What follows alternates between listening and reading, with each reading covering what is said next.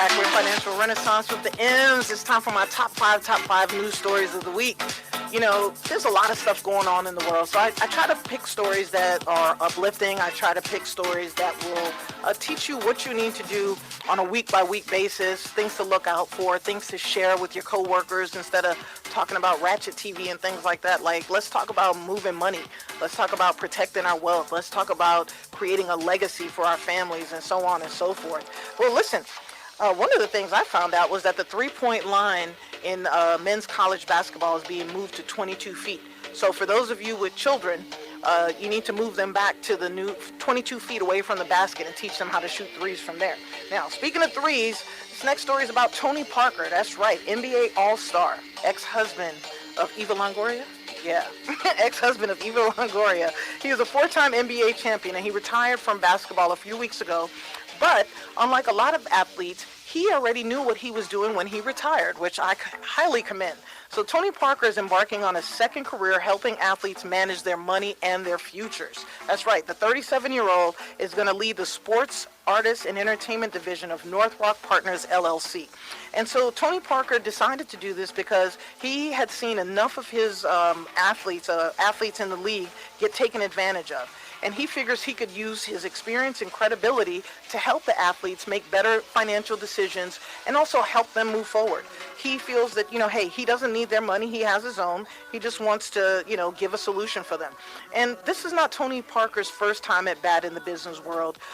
He has a pretty good business resume.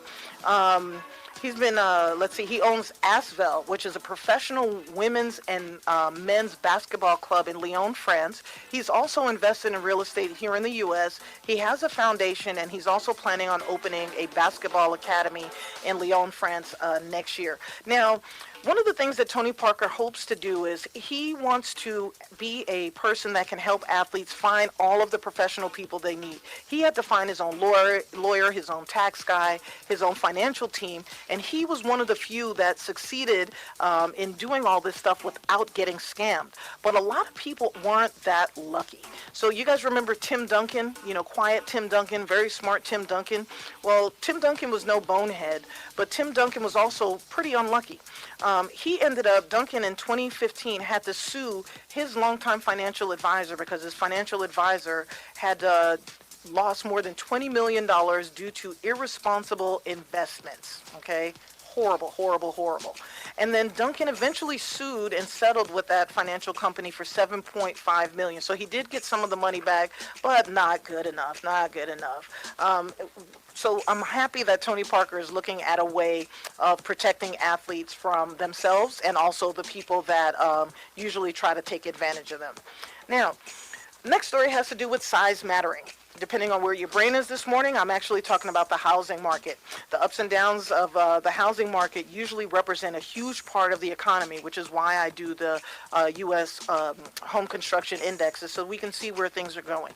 So economists are going to closely watch the housing market indicators. They're going to look at things like sales volume, home prices, how Americans are assessing the market, and how are people managing their mortgage obligations. Like how many people are, 90 days behind, 45 days behind, 30 days behind. Like that kind of tells us that, things are starting to go wonky with the economy.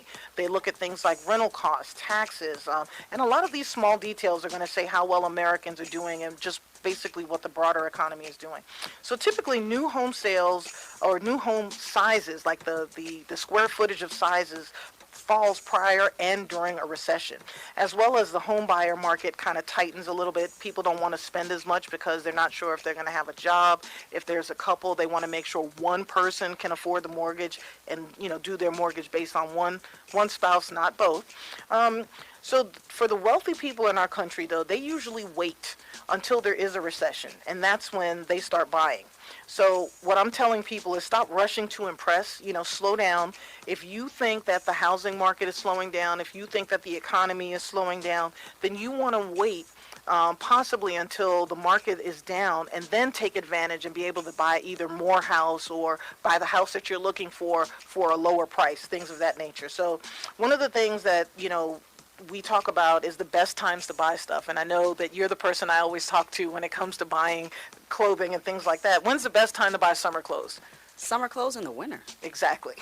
And the best time to buy winter clothes. In the summer. Exactly. So if you're making less than $150,000, you shouldn't be worried about wearing this season's fashions. Like, let's be real. You have other things that you need to be worried about, like saving for retirement, getting your kids through college, things of that nature. So, humble yourself, take care of your priorities first, and take advantage of sales. Buy stuff for your kids. You kind of know how fast they're growing. So, just think about that when in terms of the housing market and a lot of other stuff.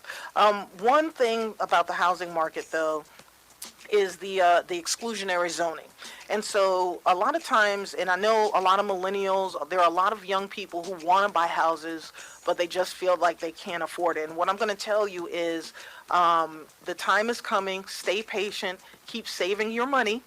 Keep paying down debt, and just get ready for the market downturn, because that is going to be an opportunity for you to get into an area that you feel is unaffordable right now. When we come back, we're going to finish up my top 5 news stories of the week on Financial Renaissance with the M's.